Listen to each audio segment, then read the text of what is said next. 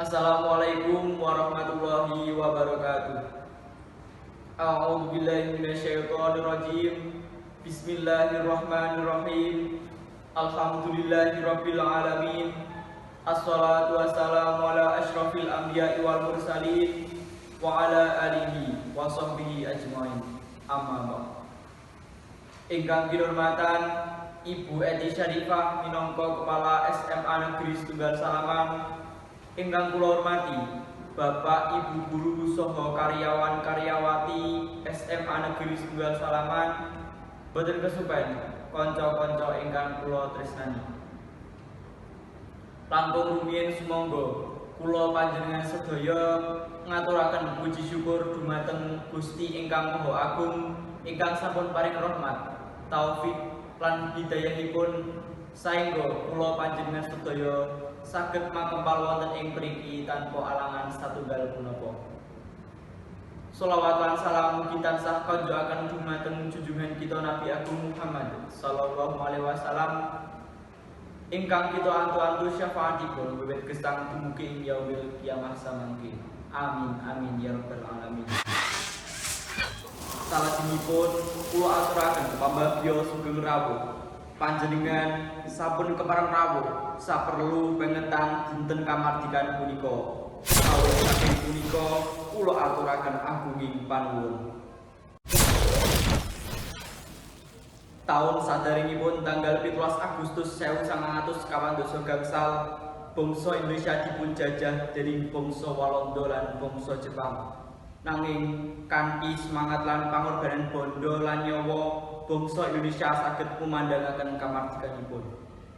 Tanggal 17 Agustus 1912 gangsal inggih punika tanggal mardikaning bangsa Indonesia. Pramila saben tanggal 17 Agustus bangsa Indonesia mengeti minangka dina kamardikan. Pengetan punika ugi damel atur panuwun dumateng para kusumaning bangsa awit saking pangorbananipun saengga ngantos wekdal punika kita saged kraosaken mardika, tentrem lan rukun tanpa raos ajrih kajajah dening bangsa sanes. Boten kraos menawi bangsa kita sampun 73 taun anggenipun mardika. Ugi negara punika sampun nglampahi kathah pengembangan kagem njagi kamardikan punika. Pengetan dinten kamardikan punika saged kagem nggambaraken jasa lan perjuangan para pahlawan, uga nggambaraken kahanan negara kita sampun mardika utawa malah dijajah malih.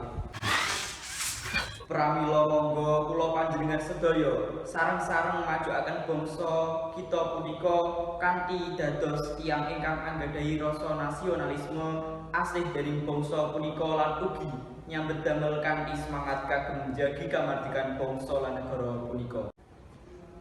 Kewajiban kula lan kanca sedaya inggih punika sinau majukaken bangsa ngandhut makna ingkang kathah. Majukaken wonten perihal pendidikan, ekonomi utawa perihal sastra budaya. Kula panjenengan sedaya wekdal punika saged majukaken kanthi sinau ingkang remen supados saged makili Indonesia wonten papan internasional, saged nyaingi negara-negara sanesipun. Perihal ekonomi ingkang saged kula panjenengan tindakaken inggih punika sinau kang temen supados saged dados tiyang ingkang anggadhahi ekonomi ingkang langkung inggil. Saengga ekonomi wonten ing Indonesia saged ningkat kanthi diimbangi lulusan-lulusan ingkang anggadhahi kualitas inggil. Sastra budaya saged kita majukaken kanthi anjagi budaya-budaya tradisi lan ngembangaken budayanipun. Ampun ngantos budaya kita saged karebut dening negara sanesipun. Mungguh saking punika monggo sesarengan nyuwun dumateng Gusti Allah mugi-mugi negara Indonesia salajengipun langkung sae tinimbang saderengipun mardika. Sumangga kamardikan punika dipun isi kalian pembangunan ugi watak nasionalisme ingkang katandur wonten ing manah. Cekap semanten atur kula